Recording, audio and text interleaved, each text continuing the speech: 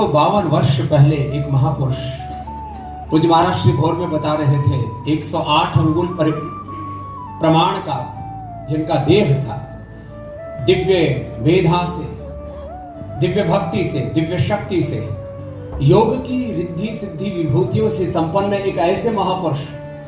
जिन्होंने सभी जाति वर्ग समुदाय के महापुरुषों को भगवान की ओर, पारमार्थिक शक्तियों की ओर प्रेरित किया।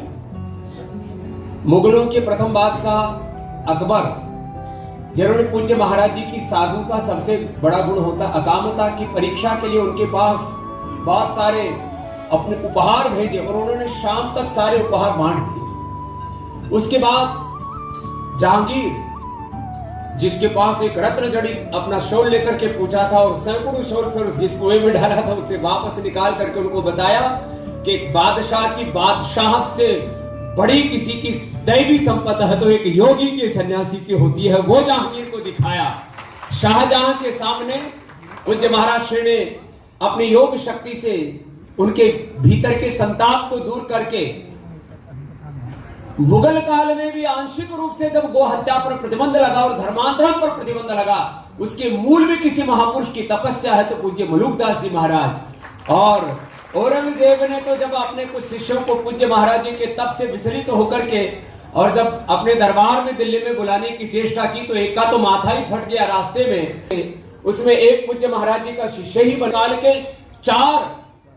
उन मुगल बादशाहों का भी मानस परिवर्तन किया और सारे समाज में योग, अध्यात्म की, संसार की व्यवहारिक और पारमार्थिक सत्यों की, सनातन के शाश्वत मूल्यों की प्रतिष्ठा की। योग में जिनकी एक स्थान पर माने एक स्थान पर एक साथ में 13 स्थान पर कोई महापुरुष है। अब ये योग की रिद्धि सिद्धियां हैं, इनके बारे में ज्यादा बात करेंगे तो लोग कहेंगे क्या ये बहकी सी बातें कर रहे हैं, लेकिन एक साथ 3 स्थानों पर उपस्थित रह करके यहीं से भोर में दर्शन करा रहे थे। हमारे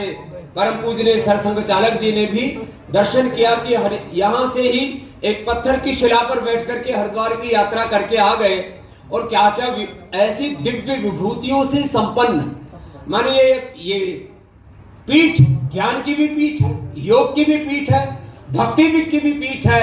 सेवा की भी पीठ है और सनातन के शाश्वत मूल्यों को जीवंत रूप से जीने वाली पीठ है। ऐसे महापुरुष की जयंती पर इतने बड़े बड़े हमारे ऋषिकाओं की उस पावनी परंपरा के शाश्वत के प्रतिनिधि, और ये वैसे भी सनातन का गौरव काल है। ऐसे में इतने एक साथ इतने महापुरुषों की पावन सन्निधि में